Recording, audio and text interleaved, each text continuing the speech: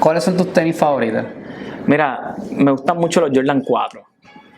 Los retro Jordan, particularmente el modelo 4, yo creo que es de mis favoritos. ¿Cuáles tienes puestas ahí? Tengo unos Jordan 1 que estoy viendo que también tú los tienes en otra modalidad. Súper bien.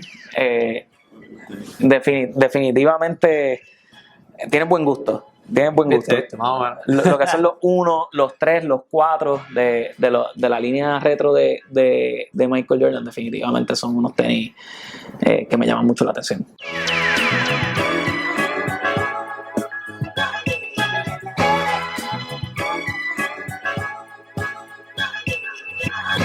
Bienvenido a otro episodio de La Maestría con Raúl Palacios. Hoy nos acompaña alguien bien especial, secretario de Hacienda, CPA y alguien que dice que juega un buen baloncesto, Francisco Párez. ¿Qué tal, Raúl? ¿Cómo estamos? Todo bien, gracias a Dios. Bien contento de estar aquí con ustedes. Bien contento. Nosotros estamos honrados de que nos dieran la oportunidad de subir aquí y ver dónde es que tú trabajas.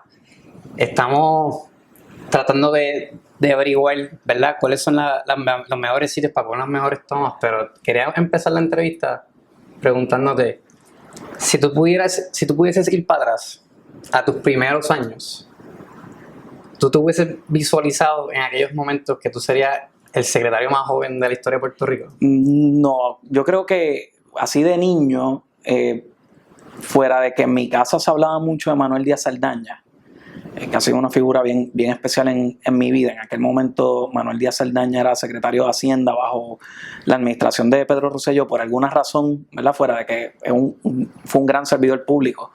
Mis papás hablaban mucho de él y ciertamente luego que tuve la oportunidad de hablar con él y de conocerle, y que él estuviese un tiempo acá en Hacienda asesorándonos, pues me di cuenta por qué era, ¿verdad?, porque fue un ser magnífico, un servidor público de alto calibre, pero en la niñez, fuera de eso, yo no tenía un vínculo así con el Departamento de Hacienda.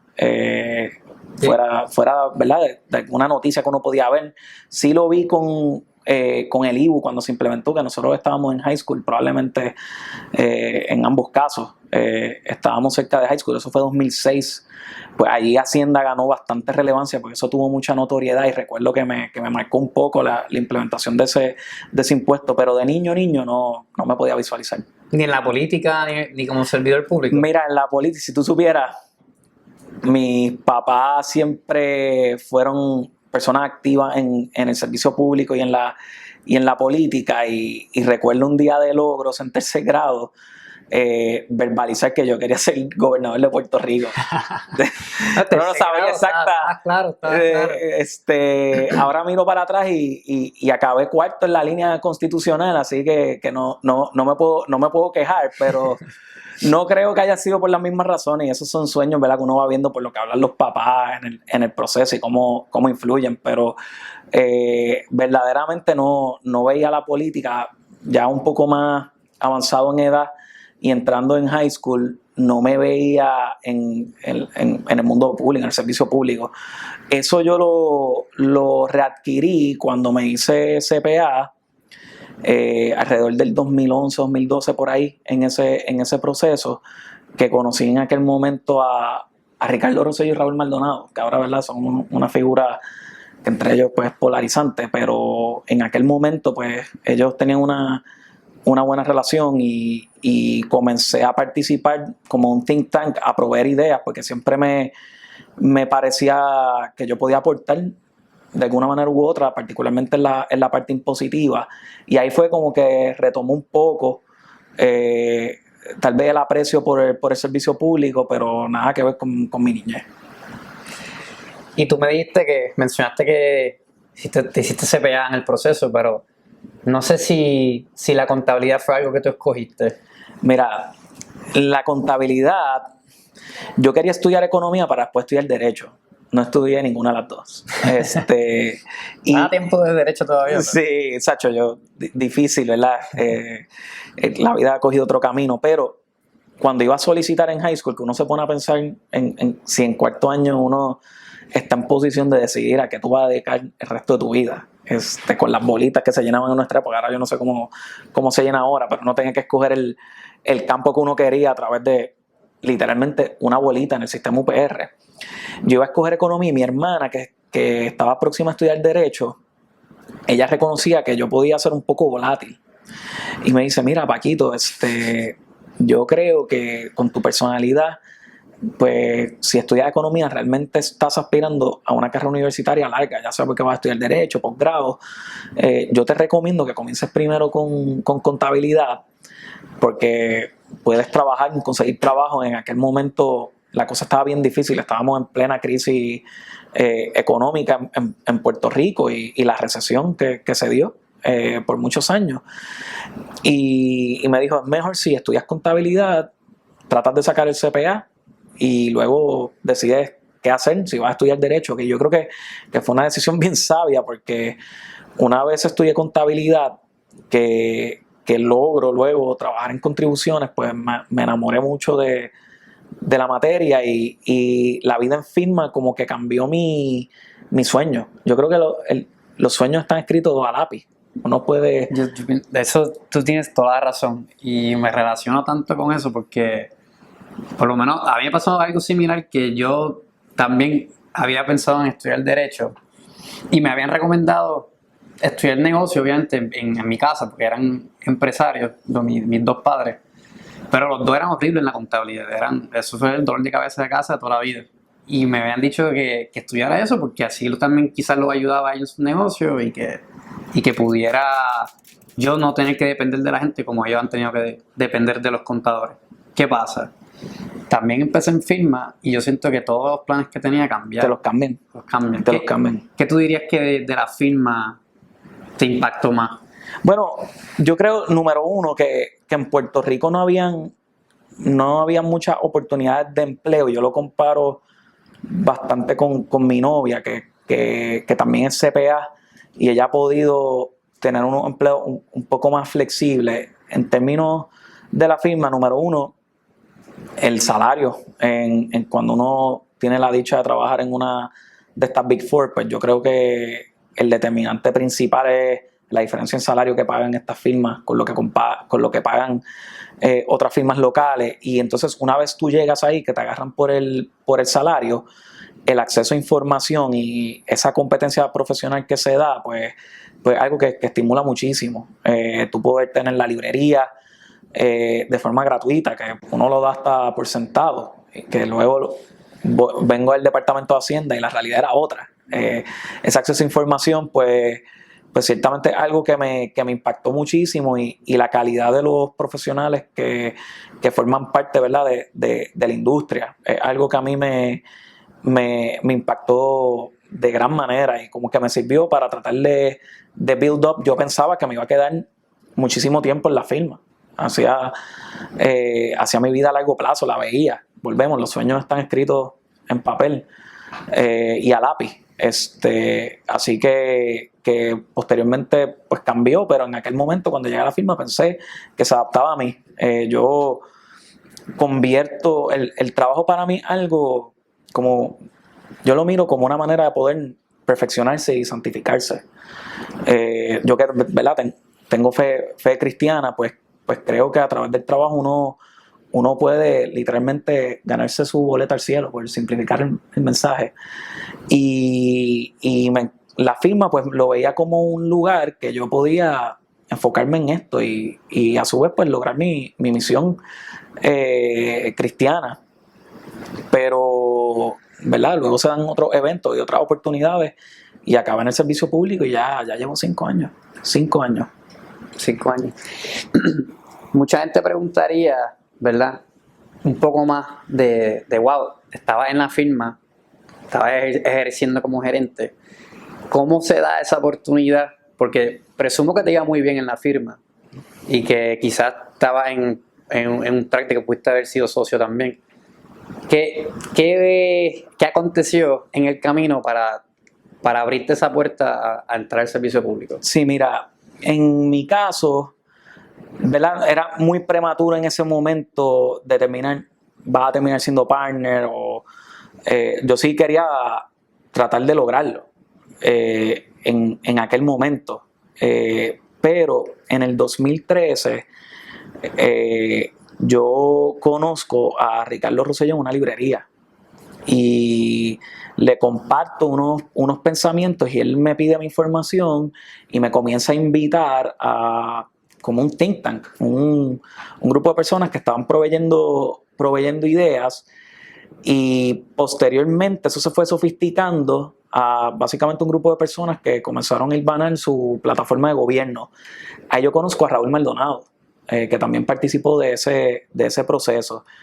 Cuando llega el 2016, Ricardo Rosselló gana las elecciones y designa a Raúl Maldonado como secretario de Hacienda. Y Raúl Maldonado me llama y me dice, mira, mañana van a designar mi nombramiento y me gustaría que tú me acompañes en el Departamento de Hacienda. ¿Qué ocurre? Que yo descifré que, ¿verdad?, por experiencia de otros, que en el departamento la figura del secretario es bien importante, pero hay otros roles que se adaptaban más a mis destrezas en ese momento. Por ejemplo, la silla de secretario auxiliar de rentas internas, que en términos análogos hay unas distinciones, ¿verdad? Y no pretendo compararlo, pero el secretario auxiliar de rentas internas viene a ser como el comisionado del IRS en Estados Unidos, donde tiene el secretario del Tesoro y un comisionado del IRS. Pues en Hacienda funcionaba distinto. Estaba el secretario de Hacienda y el secretario auxiliar de rentas internas, que es el que maneja toda la tostada impositiva y el manejo de las contribuciones y el recaudo. Y cuando me ofrece venir al departamento, pues decidimos ambos pues que a base de mis estudios, de mi experiencia, pues esa era la silla que más se adaptaba ¿verdad? A mis destrezas, y por ahí fue que empezamos. Como ser la mano derecha, por eso. Mira, corre el 80% de la operación y la gente no lo sabe. Y eso era algo que cuando a mí me ascienden a secretario de Hacienda, yo sabía que íbamos a ser exitosos, porque la silla de secretario auxiliar de rentas para mí es la más complicada del departamento. Yo le tengo un alto respeto y deferencia a mi secretario auxiliar de rentas internas, porque sé lo que está viviendo. O sea, cuando tú corres el 80% de la operación del departamento, que es la parte del recaudo, tienes servicio al cliente, básicamente. Tienes que tratar a la gente con dignidad, pero tal vez también tienes que fiscalizar, tienes que correr unas cosas bien, bien complejas. Por ejemplo, las colecturías, que abran a tiempo, que tengan los recursos, y en un mismo día tú puedes estar hablando de se fue la luz en una colecturía y tienes que tomar acción, y ese mismo día reunirte a hablar de ley 154. Podía ser bien variado y todos temas importantes. Las presiones operacionales para mí me resultan un poco más difíciles de manejar que las presiones políticas. No quiero hablar de política partidista, sino de política pública. El atender a la Asamblea Legislativa, el atender al gobernador, el tratar de convencerlos a que tomen X o Y decisiones en el proceso de asesoramiento que viene un secretario, porque al final del día uno responde a un gobernador y también tiene que reconocer que la Asamblea Legislativa tiene una autonomía, una deferencia, así que al final del día hay cosas que están fuera del alcance, pero cuando estás en rentas internas, el manejo, tú tienes más control, por consiguiente, más responsabilidad, porque al final del día estriba sobre ti, y esa presión de la operación a mí me daba más trabajo que la presión de los medios de comunicación, que la presión del gobernador, la presión de asuntos de política pública, porque es más colegiado, es más responsabilidad compartida. Yo trato de hacer mi parte, le corresponde, ¿verdad?, a los otros hacer la suya, pero al final del día hay que darle la deferencia al señor gobernador o a la gobernadora, en aquel entonces, que también trabajé para Wanda Vázquez. Pero de igual manera la Asamblea Legislativa, uno asesora, uno trata, ¿verdad?, de llevar hacer su trabajo de la mejor manera, pero hay presiones que no tan solo me corresponden a mí, y eso pues te alivia un poco. En rentas internas yo era responsable de todo, que hubiese papel en esa colecturía, que hubiesen los empleados, que estuviésemos recaudando como era, que no hubiesen disloques en los servicios a la gente dentro de los recursos que se tenían, y eso a mí me causaba mucho estrés. ¿Qué edad tú tenías para ese primer puesto? 28 años. 28 años. Yo me imagino, ¿verdad?, que hay un choque generacional heavy cuando tú, ¿verdad?, cuando vas a entrar a un puesto de esa magnitud y ese liderato. Yo quería que tú compartieras un poco las estrategias, porque esto es algo que yo creo que nos pasa en todo tipo de industria, que a veces nos tocan unos puestos de supervisión que tenemos esos choques generacionales. ¿Qué consejos tú compartirías de tu experiencia? 3 consejos con la audiencia para ese tipo de dinámica. Mira, yo creo La gente se enfoca mucho en años de experiencia y sí, es importante. Y hay cosas que solo vienen con el tiempo. Lo que uno debe hacer es reconocer eso, que hay cosas que solo vienen con la experiencia. Sin embargo, hay muchas cosas que uno puede tener control o puede dominar si inviertes horas. Y yo trataba de siempre cambiar esa conversación de años de experiencia a horas. Porque desde que yo decidí entrar al mundo de la contabilidad y fui reclutado por Deloitte, yo convertí el trabajo en mi vida y le dedicaba unas horas brutales, y posteriormente luego de sacar el CPA, decido hacer una maestría en taxes. Y cuando yo miro del 2010 al 2021, yo no creo que hayan tantísimos puertorriqueños que le hayan dedicado más horas que yo a los asuntos contributivos. Y eso te da un apalancamiento de estar preparado para poder lidiar con los retos, porque al final del día le estamos metiendo muchísimas horas y las horas te preparan. Me pasaba en Deloitte también cuando ascendí a senior, antes de ser ascendido a gerente, pues trabajaba con mucha gente mayor que yo, ya sea como peer o como persona, ¿verdad?, supervisado, en este caso los asociados, los staff. Y yo siempre traté de prepararme técnicamente para poderle demostrar a esa persona que era mayor que yo por qué yo estaba en el rol que estaba y por qué él estaba en el rol que estaba. Y de esa manera, pues, que él pudiese confiar en mí, que supiese que yo conocía ¿verdad?, de la disciplina que estamos llevando a cabo, y que la edad no es lo único. Ahí es importante y yo trato de nutrirme también de un grupo variado. Si yo carezco años de experiencias, pues le dediqué muchas horas a compartir con don Manuel Díaz Saldaña, que manejó instrumentalidades públicas por 18 años, y traté de aprender de él lo más posible, pero no todo es la experiencia. Y otra cosa, estos puestos tal vez en la década de los 60, 70 eran más puestos gerenciales, donde tú tenías muchos más recursos. Las políticas de austeridad han quitado muchos de los recursos que tiene el Estado y se dedicaban a delegar. Y ese tipo de modelo gerencial ahora mismo no funcionaría en el Departamento de Hacienda. Tú tienes que tener un secretario que se enrolle las mangas porque no tienen los recursos. Y los recursos no van a ver, los pocos recursos es bien difícil que vayan a ver las cosas como tú las estás viendo, porque yo respondo a un gobernador, respondo a una asamblea legislativa, que responde a un pueblo que es el soberano, y no necesariamente eso lo va a ver, por ejemplo, un secretario social de renta que responde el secretario.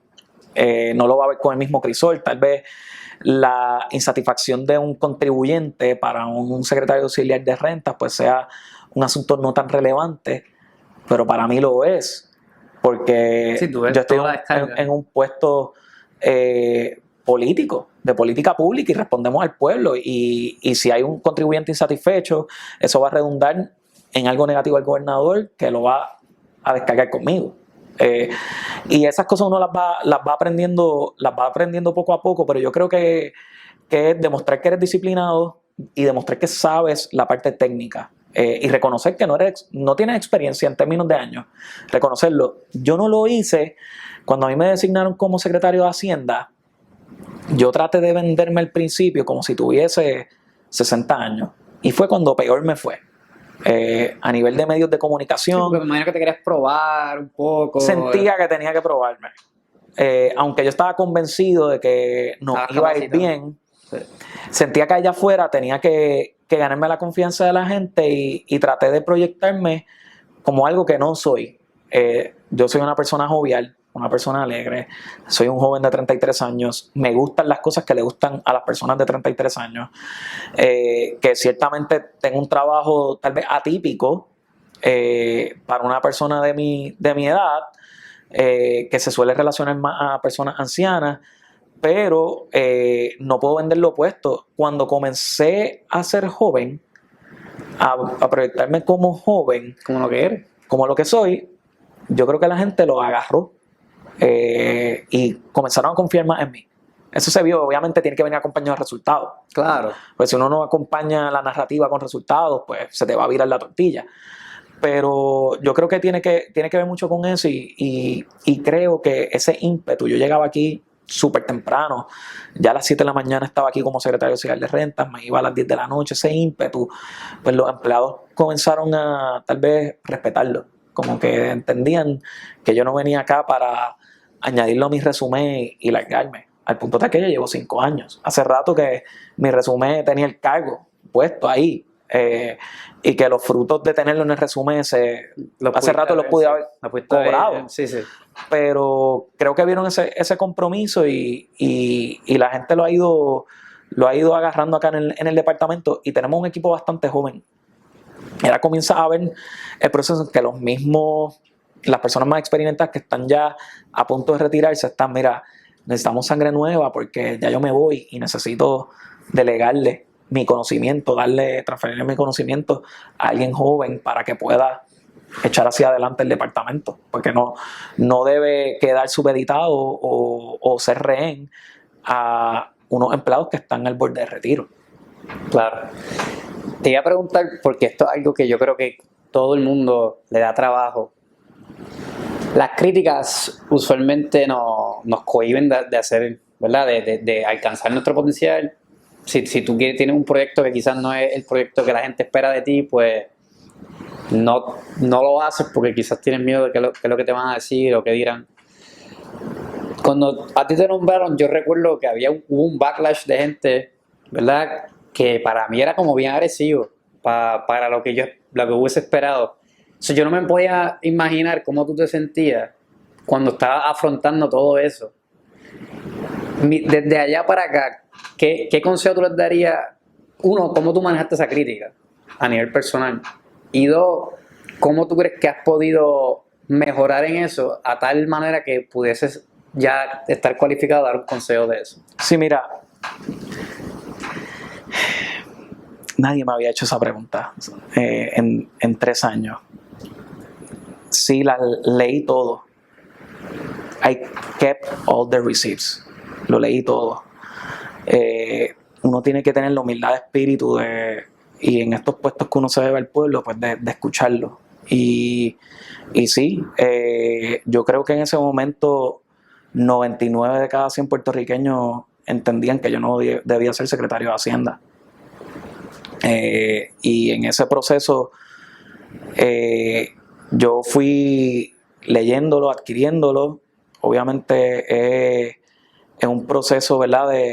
No humillación, quiero decir, me está humillando, sino de humbling process, aleccionador, de que las personas pues tal vez pueden tener sus prejuicios. Fíjate que en muchas instancias pues se permite el tú poder discriminar por edad. En Puerto Rico pues se condenan distintos tipos de discrímenes, pero el discrimen por edad es permisible. El tú decirle esto a un joven y menospreciar la capacidad que tiene, pues es permisible y se manifestó con mi designación. Pero yo lo leía y lo usaba de gasolina para tratar de, al final del día, la crítica, or you can prove it right or prove it wrong. Y yo quería prove it wrong. Y sabía que ellos desconocían del conocimiento que yo había adquirido acá. Algo que yo había visto, por ejemplo, del secretario Maldonado y secretaria Fuentes, pues yo trabajé con Raúl Maldonado, con Teresita Fuentes, con Raúl Maldonado nuevamente y después me convertí en secretario de Hacienda. Pues ellos tenían una percepción un poco más como Hacienda operaba. Y oye, ellos eran los secretarios de Hacienda y no estaban tal vez tan involucrados como yo estoy con la operación por la magnitud de mi puesto que tenía antes, pero yo estaba viendo qué estaba ocurriendo con Suri. Yo veía esa transición, ese proceso de digitalización y yo sabía que no le estábamos sacando el jugo como podíamos. En parte por las circunstancias, por la visión. En el caso, por ejemplo, de Maldonado, él estaba más enfocado en centros de servicio, tratar de abrir más centros presenciales, pero no teníamos los recursos y no podíamos darle, ¿verdad?, ese kick que necesitaba ese tipo de visión. Pero yo estaba viendo el proceso de digitalización y veía cómo divisiones cambiaban dramáticamente. Entonces, cuando subo, que digo, a finales del 2019, va a salir contribución sobre ingresos en SURI. This is going to be a game changer en la administración pública, en la administración contributiva. Y la gente no lo está viendo. Y van a ver de lo que estamos hechos aquí. Un proceso de innovación, de digitalización y se iba a ver mucho, se iba a manifestar mucho con los reintegros. Yo voy a ganarme la confianza de la gente si logramos procesar las planillas que exceda hasta la expectativa más agresiva sobre el departamento. Si podíamos superar eso, las personas iban a ver que había talento en el grupo gerencial del departamento. Y otra cosa, las personas creen que algunas personas pueden creer que el jefe de agencia es como lo único. No, mira, hay un equipo de trabajo. Y sentía, mano, mi equipo de trabajo es tan competente y están tan comprometidos y están cogiendo este backlash por mi culpa, por un accidente cronológico de haber nacido en el 1988, que me daba pena con ellos, pero decía, anímense, tranquilos, este fuerte lo cojo yo y vamos a prove it right or prove it wrong, o vamos a validar la crítica o vamos a validar que era incorrecta. Y creo que, oye, el trabajo no es perfecto, pero creo que el 99-100 en aquel momento, 99 cada 100 no es el de ahora. Ahora ha habido, ¿verdad?, una confianza en la gente al punto tal que hubo un proceso eleccionario, salió un gobernador distinto y nos pudimos quedar en el departamento, que fue ese momento como de redemption, esa redención. Una validación. Una validación del trabajo que habíamos hecho como equipo. Es uno de los días más felices de mi vida. Es uno de los días porque fue, wow, lo que no tuve en el proceso de designación, que muchas veces se convierte en un proceso de decoro y de honor a la persona designada.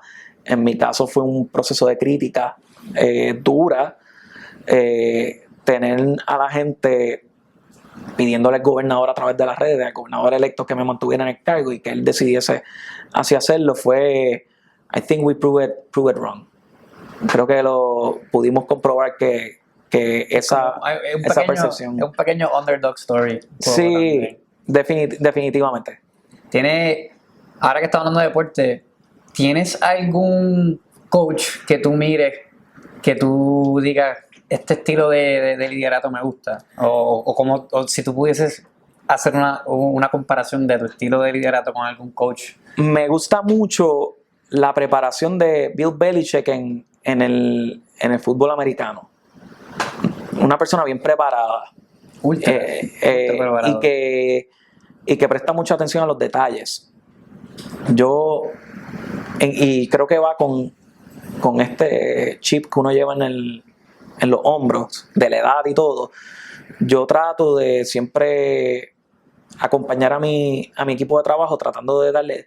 Yo no lidero el departamento a base de órdenes. Yo trato de influir y trato de asesorar.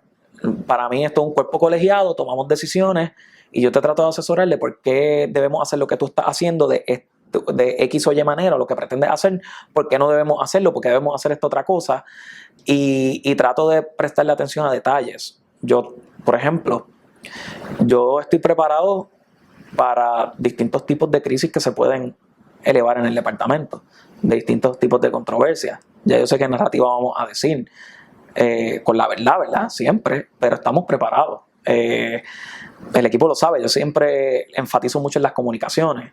En el caso de Bill Belichick, pues enfatiza mucho en el campo, pero es que el problema es que tú puedes tener resultados, pero y si no los comunicas en la gestión pública, si no lo democratizas, pues no vas a tener los resultados que quieres tener y la percepción de la gente, porque no lo estás comunicando. Y en eso yo soy bien meticuloso en cómo nos comunicamos, cómo atendemos las crisis. Por ejemplo, terremotos. Yo estaba fuera de Puerto Rico en ese momento. Cuando regreso, me siento con mi subsecretario. Le digo, mira, hiciste buen trabajo, pero creo que estás como 36 horas tarde. Cuando llegué, porque debiste haber hecho esto aquí, esto acá, esta instrucción aquí. Y eso son como tantas horas, creo que estás 10 y medio detrás de lo que tal vez debiste haber estado. Oye, para mí era fácil, yo no fui el que viví el terremoto en ese momento. Claro. Viví el aftermath, ¿verdad? La parte de reconstrucción, la parte de manejar la crisis, el miedo de la gente, el miedo propio. Pero así de preciso. Todavía queda mucho por recorrer, pero definitivamente me encanta mucho cómo se prepara Bill y lo meticuloso que es con su equipo. ¿Qué tú le dirías a todo puertorriqueño joven, área metro o cualquier otro municipio, que tiene un sueño de algún día ser servidor público, pero que quizás dicen, pues yo no conozco gente, no tengo contactos, no sé cómo llegar allí? ¿Qué tú le dirías como para motivarlo a que se una a una misión de vida pública? Mira, se ha criminalizado el servicio público y en parte por la insatisfacción de las personas con los servicios que se ofrecen a la ciudadanía, cómo se utilizan los fondos públicos, casos de corrupción, todo eso va minando la crisis financiera y económica que hemos estado viviendo en las pasadas 2 décadas. Sin embargo, yo creo que el que tiene esa espina en su ser, que se prepare académicamente, si puede trabajar en el sector privado para aprender de ese lado, que lo haga, que no tenga miedo de participar de esta actividad de reclutamiento. Hoy las redes sociales conectan a los jefes de agencia y a los gobernadores y funcionarios electos con la gente directamente, escribir de esas inquietudes, de que quieren participar y no me cabe la menor duda que van a tener en algún momento la oportunidad. Tal vez la oportunidad no viene como tal vez esperan en ese momento, pero es como todo. Las oportunidades no vienen como uno quiere, vienen como vienen, pero no tengan miedo en perseguirlo. Yo sí pienso que hay que repensar bastante en cómo se lleva la gestión pública. Hay que comenzar a ver cómo se reglamenta y cómo se ve que debe ser ese servidor público. Pienso que se debe integrar más ese lado personal de ese servidor público con la gestión pública y se le debe permitir a aquellos que quieran entregar su vida al servicio público que así lo hagan. A veces uno puede ver algunos tipos de restricciones. Vi, por ejemplo, una columna del director de la Oficina de Ética Gubernamental hablando de que se debe reformar todo esto y yo coincido totalmente. Se debe permitir que aquellos que quieran darle la vida al servicio público, pues sí lo puedan hacer sin tener miedo a que pueda tener repercusiones adversas y tiene que venir también acompañado de resultados. Las personas van a comenzar a confiar en su gobierno cuando ven resultados y se democratiza la información. Mi trabajo como secretario de Hacienda para esos jóvenes es trabajar para ganar la confianza de la gente en el departamento, en mi caso, y los otros funcionarios de igual manera en las funciones que llevan a cabo, para que comencemos a hacer un aliciente de esos dolores e insatisfacciones que tienen las personas sobre la gestión pública, de manera tal que podamos dignificar nuevamente el nivel que corresponde el funcionario, llevarlo a ese nivel donde sea admirado por la gente, por decidir entregarle la vida a esto. Tal vez personas pueden pensar distinto, pero uno llega aquí no a enriquecerse. El salario que uno devenga aquí, uno lo ganaría en el sector privado con mucha mayor facilidad, invirtiendo menos horas o en algunas instancias hasta un salario significativamente mayor. Pero hay otras consideraciones de ese honor de servirle a tu pueblo, de darlo todo, de ver cómo mejora la calidad de vida de las personas, esas satisfacciones que son bien íntimas de uno. Al punto tal, por ejemplo, mi familia no lo entiende. A mí me escribe una persona dándome las gracias porque le pagamos el reintegro más rápido de lo que podía anticipar. Para mí eso significa un mundo. Y el COVID-19 también trajo o creó un tipo de relación un poco más íntima entre las personas y yo, porque ambos nos vimos en una posición bien vulnerable. Yo como funcionario teniendo que administrar y liderar una operación ante tantos retos de tecnología, barreras de recursos, en un asunto de que en aquel momento se pensaba que era vida o muerte. Yo recuerdo irme a trabajar pensando, yo me voy a infectar y me voy a morir. Yo recuerdo decirle a mi sub, toma estos 50 cheques en blanco del departamento, por si a mí me pasa algo. Sabes que el código político automáticamente te hace a ti como secretario hasta que el gobernador designe una persona. tienes estos 50 cheques, pero no sabemos si me infecta y no tenemos acceso al sistema. ¿Qué va a ocurrir? Y tú y yo no nos podemos ver.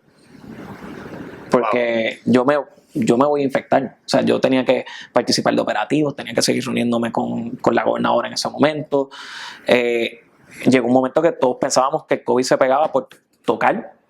Sí, de las mesas también. Todo, como que, y yo creo que la gente entendió el nivel de compromiso y ayudó muchísimo a crear esta relación que, no te miento, la percibo en muchas instancias como si yo fuera parte de las familias puertorriqueñas.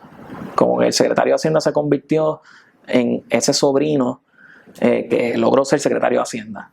Y esa confianza. Por ejemplo, yo estar comiendo en Plaza Las Américas y que las personas no te digan nada y te hagan un fist bump, te choquen, como que sigan caminando.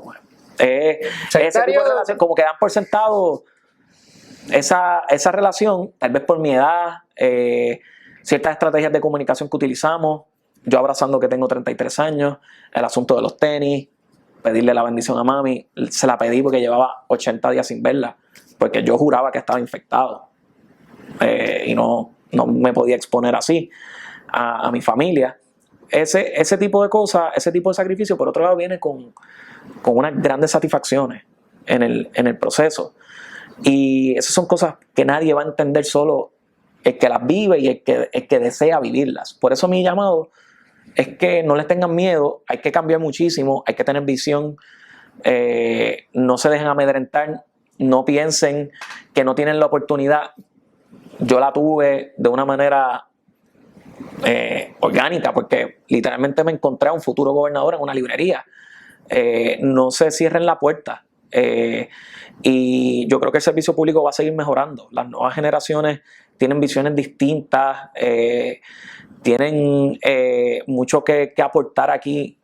A mí me tocó un poco antes en el proceso de liderar una agencia, pero yo creo que eso es lo que van a estar viendo acá en el futuro. Personas de nuestra generación administrando con un poco más de enfoque en lo digital, de empatía, de integrarse más a la ciudadanía, ser más participativo, escuchar la retroalimentación a través de las redes sociales, los instrumentos que estén operando en ese momento, y no le tengan miedo, no le tengan miedo. ¿Que es difícil? Sí. ¿Que es bien sacrificado? Sí. ¿Que no va a hacer dinero? No va a hacer dinero. No es para enriquecerse, pero que va a tener unas grandes satisfacciones personales, sin lugar a dudas. ¿Eso es lo más que te motiva a ti? A mí, yo busco la felicidad de las personas. Si yo puedo sacarte, y suena contraintuitivo, soy el secretario de Hacienda que recauda impuestos, pero y yo se lo digo al equipo técnico que brega la parte de rentas internas y política contributiva, si nosotros podemos, en ese instante que te encuentras a una persona, y se lo digo a mi persona de comunicaciones, ese momento yo quiero que esa persona perciba que es el contribuyente más importante en mi vida. Por ese instante, de atenderlo con la mayor empatía y el mayor amor, de que esa experiencia, que probablemente va a recordar por el resto de su vida, crea que fue el contribuyente más importante en mi vida, porque en ese instante lo fue. Te debo el reintegro, ¿qué tengo que hacer? Dame tu nombre, dame tu número de teléfono, me voy a encargar que te llamen. ¿Me escribiste por Twitter? También. De esa manera, porque la satisfacción de verdad, gracias, porque me atendiste. De eso se trata, vivir por el otro, vivir por el otro. Yo lo veo de esa manera, y yo digo, mira, este es el Departamento de Hacienda de los pobres, porque para tener un Puerto Rico vibrante, tú necesitas masas. Las masas son las que te ayudan a vibrar. Así que todos, los ricos, la clase media y los pobres, todos necesitamos de todo al final del día. Necesitamos que los pobres tengan acceso a los servicios del gobierno, que puedan prosperar para que Puerto Rico sea vibrante. Un puñado de personas ricas no pueden mover el país, lo tiene que mover todo el mundo. Entonces, para mí es importante no menospreciar a la gente por el recurso, sino que nos ayuden a vibrar, y parte de vibrar es que confíen en el gobierno. Y para que confíen en el gobierno, si te encuentras a una señora ahí, tú como funcionario, que tiene algún issue con un reintegro, los 1,200, los 1,400, los 600 o el cheque senior, hazla creer en ese momento, pensar que es lo más importante porque verdaderamente lo es. Quiero que te vayas contento. Obviamente uno no va a contentar a todo el mundo en el proceso, que va a cometer errores porque esto no es perfecto, pero es un efecto multiplicador. Si lo vas haciendo bien, va a seguir. Y si bateas para 90, pues tienes 90% de la ciudadanía agradecida y contenta. Y eso va a llevar a la confianza en tu departamento. ¿Qué me falta? Que ese agradecimiento se convierta en frutos materiales de los empleados del Departamento de Hacienda de Carrera que viven en pobreza, que sueño y aspiro y trabajo para que se les pague un salario digno. Y eso es todavía la parte que me queda, ¿verdad? Dentro de otros retos en los planes de trabajo, pero en términos sociales todavía le quedo de ver a mis empleados, a nuestros compañeros de trabajo, como que, wow, tú me llevaste a este nivel, me ayudaste a llegar a este nivel, a sentir un aprecio del pueblo que solo lo puedo sentir yo personal porque me convertí en el portavoz de la agencia y necesito retribuirte dándote la justicia que tanto te mereces porque te mataste trabajando para evitar que gente muriera. Pagando los servicios a los suplidores, pagando los incentivos que se mantuvieran en sus hogares. Ese tipo de historia fue lo que trajo el COVID. Y solo se vive en el servicio público y solo lo viví porque me di la oportunidad de ser servidor público. Oye, y antes que sigamos, yo te diría gracias, tú sabes, como alguien de afuera que es contribuyente y es parte de la economía, o sea, porque tú has permitido tener una relación con la agencia, que como tú dices, o sea, eso yo creo que nunca había existido. Yo creo que lo que quisiera el pueblo más que nada es tener ese tipo de dinámica, no solamente contigo, sino con distintos líderes del país. O sea, que yo creo que es un modelo lo que tú has hecho siendo servidor público y dando esa cara y siendo tan responsive a las personas. Quizás es algo que inspire a más, ¿verdad? Más políticos en el futuro que sigan un modelo similar. Y te diría, transicionando un poco a temas serios, ¿verdad? Acabamos de salir reciente de que se llegó a un acuerdo de lo que lleva siendo el caso de quiebra de deuda municipal más grande en la historia de los Estados Unidos. Y hay mucha desinformación porque como vivimos en la era de Twitter, las noticias las dice una persona en un tweet y rápido van a haber muchas personas que de por sí ya rechazan el tema de la Junta y todo el andamiaje que trae el tema y van a querer quitarle mérito a lo que se hizo. Yo lo que quería era que le explicara un poco a la audiencia qué victoria o qué se logró esta semana con ese acuerdo que va en beneficio a Puerto Rico. Sí, mira, hay que mirar varias facetas de esto. Era imposible tener un acuerdo de no pagar nada. Algo se iba a tener que pagar, ese dinero se tomó prestado sin duda, y si me preguntas a mí, gran parte de ese dinero pues se pagó en las operaciones del Estado, y cuando uno mira en cuáles son los gastos más significativos del Estado, pues ciertamente es pago de nómina, pago de retiro. Eso no debió haber ocurrido.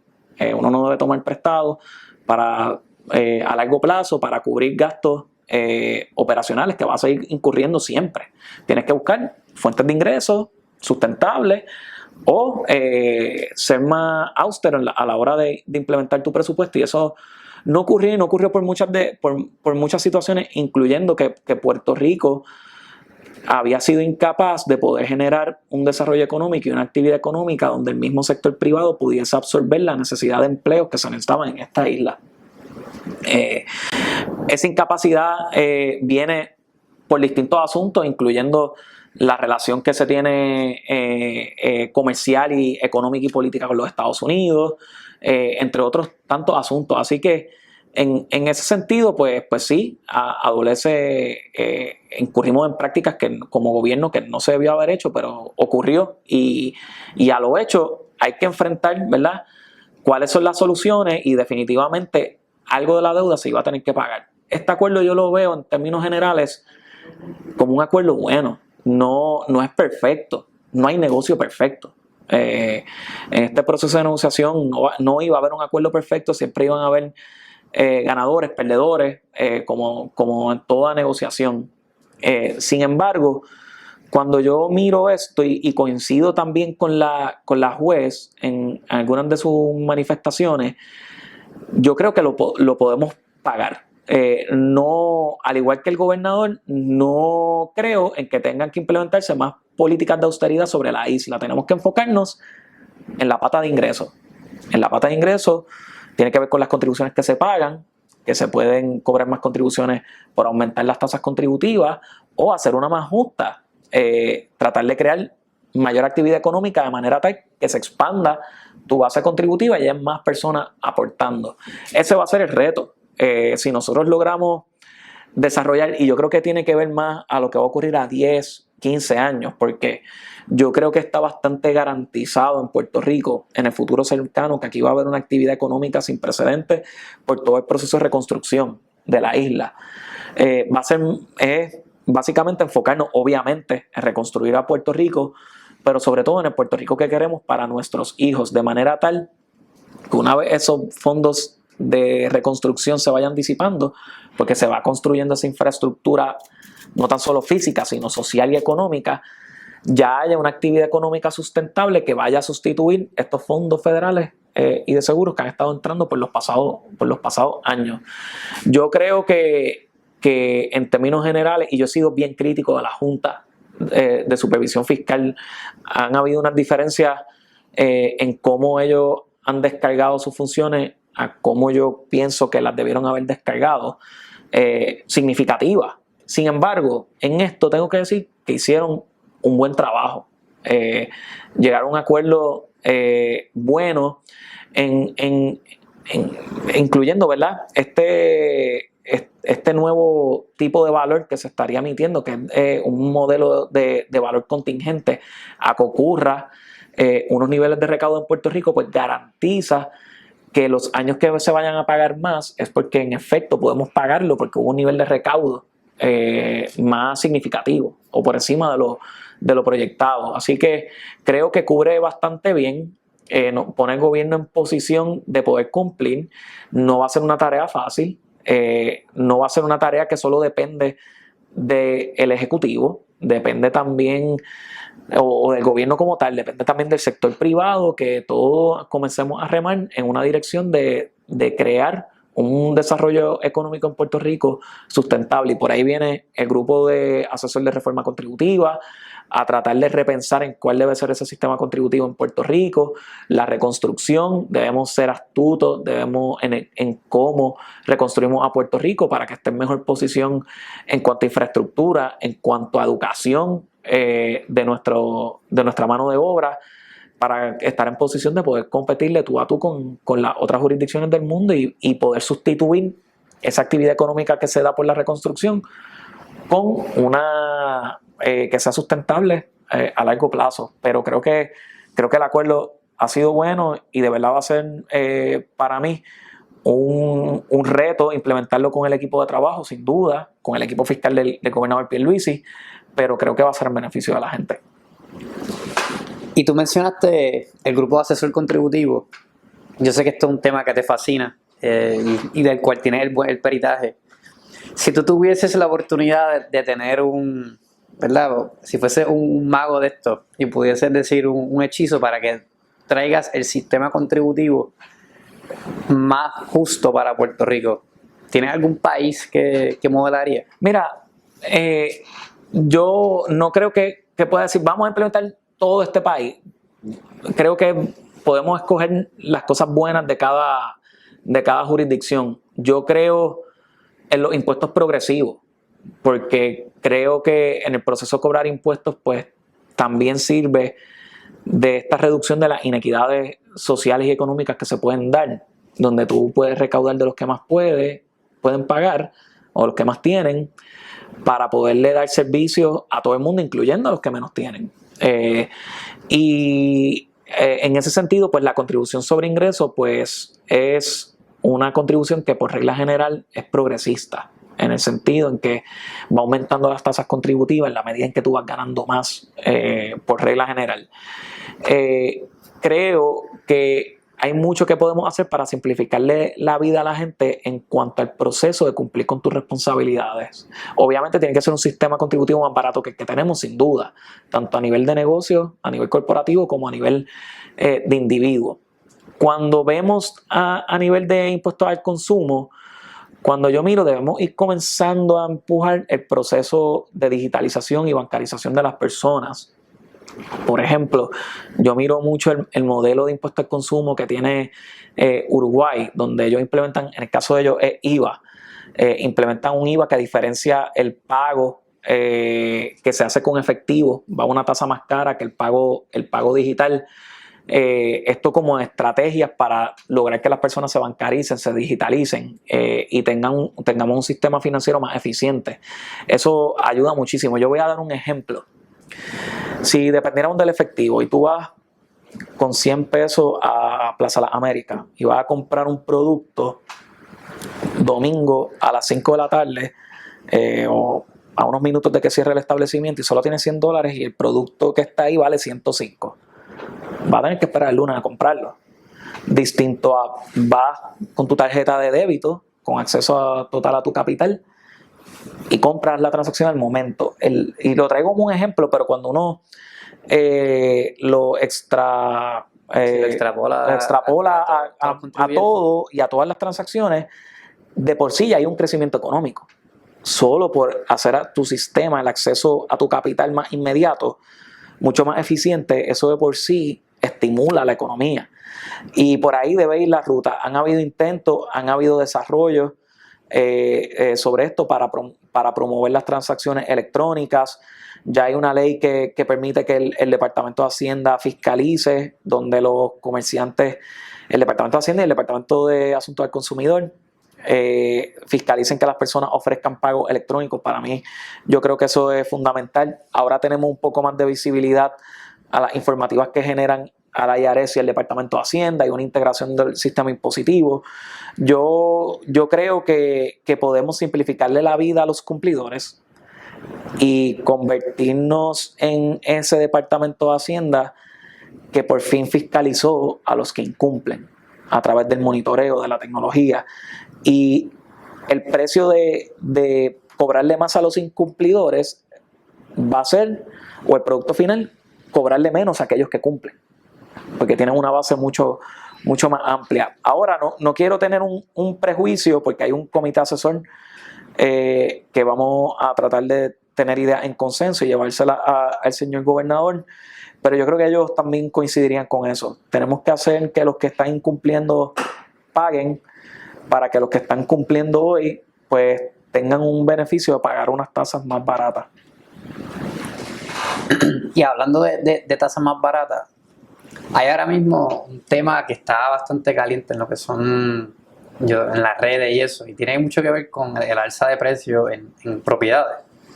Y muchos obviamente, no obviamente por razones meritorias o no, lo quieren atribuir principalmente a los incentivos de la Ley 60, principalmente a lo que son inversionistas de Ley 22, lo que antes era conocido como Ley 22.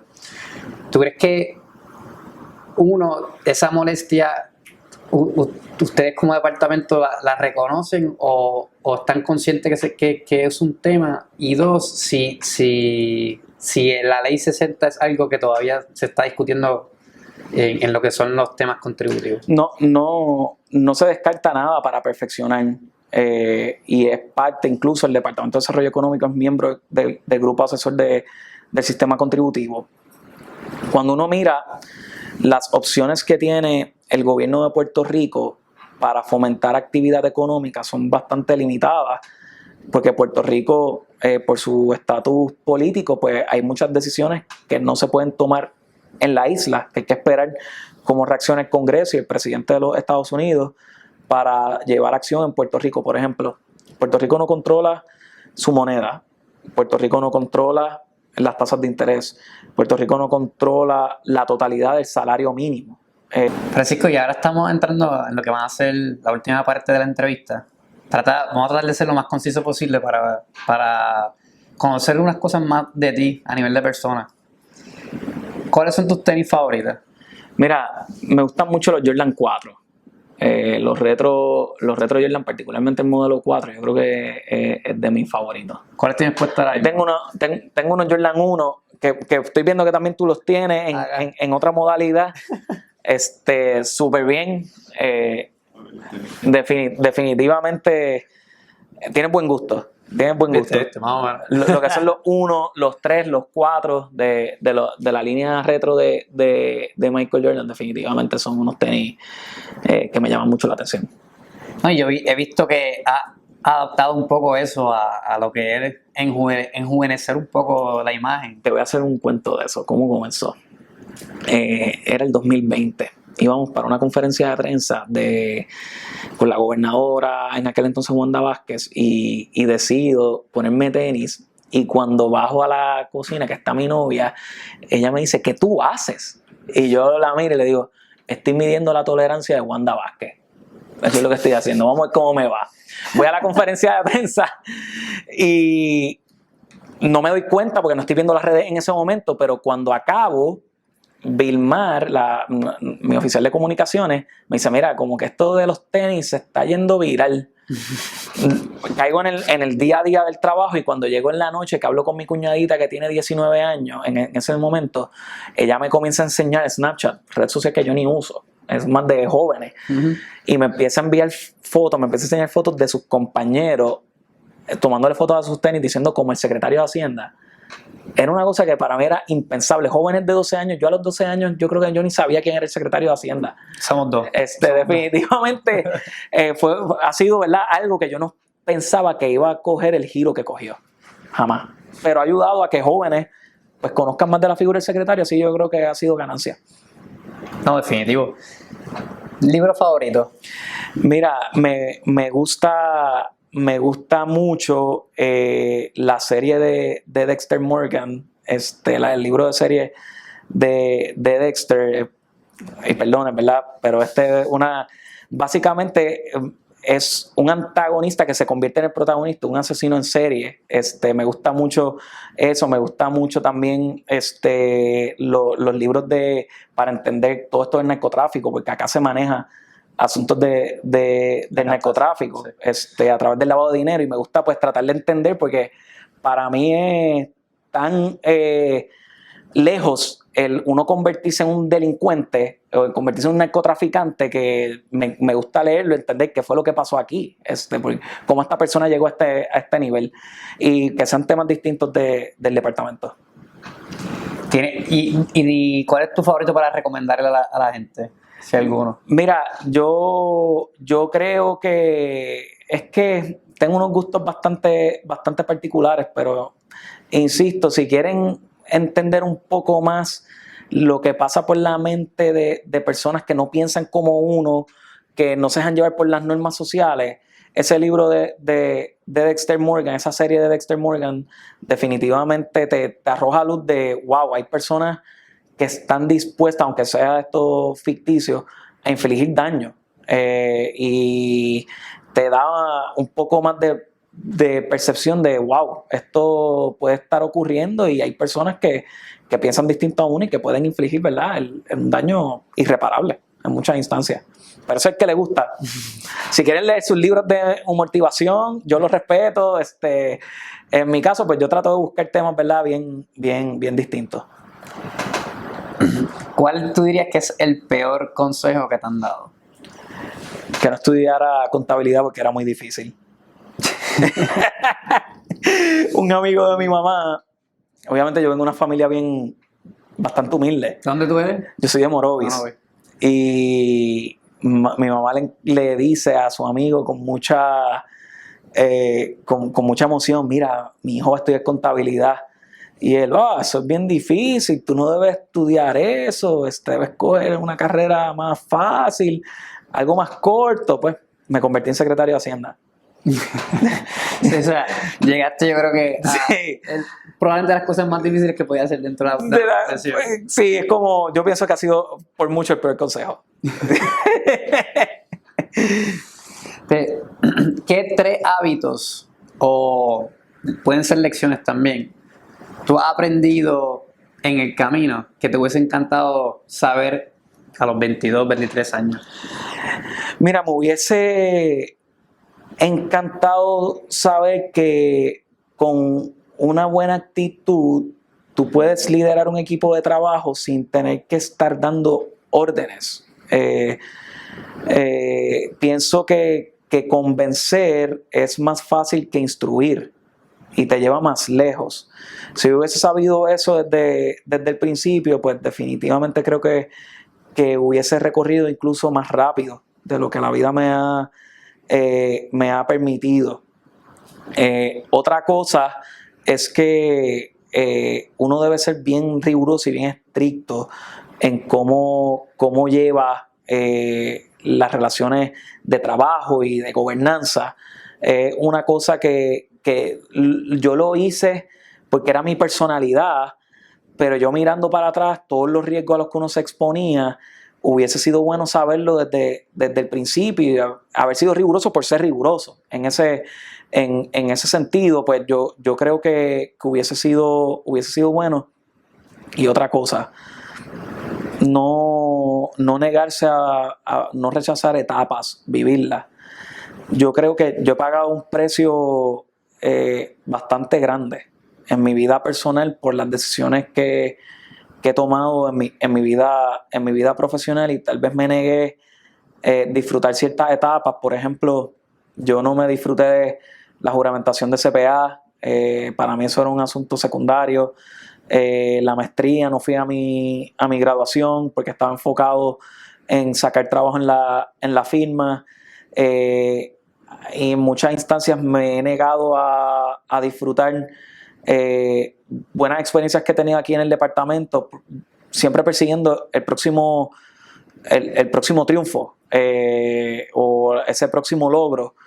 Siempre me he encargado tanto de vivir el futuro que me he negado disfrutar el presente, pues algo que hubiese deseado aprender antes, y haber disfrutado un poco más cuando estuve en Deloitte, en la firma, y haber disfrutado un poco más cuando fui secretario social de renta, porque en el paso pues la familia y uno sufre mucho en el proceso. Ahora pues trato de balancear un poco más la cosa, pero miro para atrás y ya el tiempo pasó. Y tal vez pude haber tenido una actitud un poco más alegre y de disfrutarlo.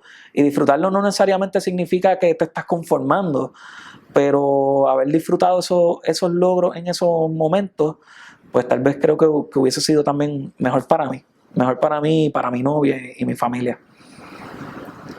¿Tienes algún logro que sobresale dentro de todo lo que has llevado de trayectoria aquí? En el departamento, yo creo que la vindicación de que el gobernador Pierluisi me hubiese dado la oportunidad de permanecer en el gobierno. Para mí fue una experiencia bien bonita. Oye, cuando uno está aquí, hay familias que dependen de uno. Yo tener parte del equipo de trabajo, dejarlos desprovistos, irme un 31 de diciembre, dejarlos desprovistos a mi equipo de trabajo que tanto había dado por Puerto Rico, pues me perturbaba. Y me dio una alegría brutal cuando el gobernador se acercó y me dio la oportunidad de permanecer en el gobierno. De verdad que no lo pensé ni 2 segundos. Creo que ha sido el momento, porque es un reconocimiento a tantas cosas, de tantos retos que se habían vivido, porque el cuatrienio pasado fue bien atípico en un montón de cosas. Hubo hasta un cambio de gobierno dentro del cuatrienio, que eso no se había visto en Puerto Rico desde la época de la Constitución para acá, y ese momento, pues algo que he atesorado muchísimo. Se lo agradezco enormemente al gobernador, y trato todos los días de repagarle con buena gestión pública. De verdad, bien agradecido, y es algo que espero que la vida me dé muchos años para poderlo recordar. Oye, Francisco, y esta es la última pregunta. ¿Cuál para ti es la definición del éxito? Que seas feliz en lo que sea. Que seas feliz, que hagas lo que te dé felicidad. A mí, en mi caso, a pesar de que no me disfruto mucho los éxitos, me disfruto mucho el trabajo, y creo que soy el puertorriqueño más feliz. 33 años. administrando el código de rentas internas, ayudando a digitalizar la agencia, a mejorar los servicios que da esta agencia a la ciudadanía, a mí me da mucha felicidad y yo desearía que todas las personas sientan lo que yo siento. Así que en términos del éxito es hacerlo lo que te haga feliz, pero no esa felicidad inmediata, sino lo que te llene de satisfacción, el levantarte todos los días, hacer eso. Puede ser secretario de Hacienda, ser barrendero, ser ama de casa, en las personas que deciden darlo todo por su familia, que no hay cosa más importante que esa, en lo que decidas, que seas feliz. Si eres feliz, lograste el éxito. No, y lo que tú dices, yo conecto contigo porque yo creo que lo importante siempre, más allá de ese evento final, es el proceso, ¿no? Es todo lo que tú estás haciendo día a día, más allá de un resultado, porque hay veces que los resultados ni siquiera uno los puede controlar al 100%, siempre hay un elemento de aleatoriedad, pero yo creo que el tú disfrutarte ese trabajo día a día, parece que tienes como un mapa mental y un poco en cómo lo llevas, es importante. Hay parte de eso. Yo vivo obsesionado con mi trabajo. ¿Cuántas horas semanal más o menos tú estimarías? Mira, yo ya a las 7 de la mañana estoy dando palos porque el día comienza viendo los medios a ver qué pasó en prensa escrita, que va puede influir mucho en tu día. Si hay alguna controversia con tu agencia que está reseñada en la prensa escrita, sabes que vas a tener un día complicado, así que uno lee, trata de prepararse en ese proceso. Eso ocurre en la madrugada. Luego en el día estoy aquí en muchas instancias. He reducido un poco ahora en la época navideña, pero 9, 10 de la noche todos los días, a veces medianoche. Tengo la ventaja de que mi pareja actualmente está estudiando Derecho y necesita tiempo para ella de poder estudiar allá en la universidad, y eso me da una flexibilidad, estar más tiempo en la oficina. Y definitivamente, pero más que lo presencial, yo estoy todo el tiempo pensando en el departamento, todo el tiempo pensando en la operación, en cómo podemos mejorar, cuáles son nuestras áreas de riesgo, cómo manejarlos, cómo mitigarlos. Pero sí, pueden ser fácil 60, 70 horas semanales, sin duda. ¿Y tienes alguna actividad que hagas para como decompress un poco? Estoy ahora, no parece, pero estoy yendo al gimnasio 3 veces a la semana. De igual manera me gusta caminar mucho y joguear. Me gusta caminar con mi novia por los mismos sitios que uno transita en carro, porque lo ves desde otra perspectiva y comienzas a ver cosas que tal vez desde el carro no ves. Son cosas que practico bastante, y hay unos días a la semana que trato de ir a la cancha a hacer el aguaje de que juego baloncesto. Así que por ahí. Ahí nuestro amigo en común, José Alberto, dice que era bueno, pero que él es mejor. El tiempo pasó. Yo era buenísimo y dejé, para que vean lo que es la práctica, dejé de practicar, dejé de estar en equipo, y mis compañeros en el grado 5º, grado 6º, grado 7º comenzaron a pasarme el rolo. Y ya la diferencia es irreconciliable. No hay break.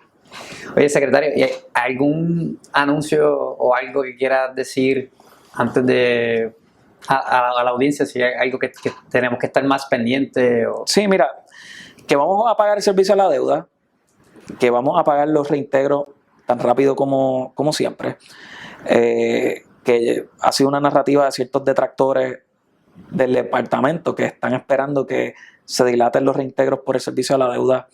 No, nuestra expectativa no es esa, es poder cumplir con todos con la celeridad que corresponde. Y de igual manera, recuerden que en este ciclo contributivo se introducen varios créditos contributivos, pero quiero que le presten la atención a 2 que son significativos.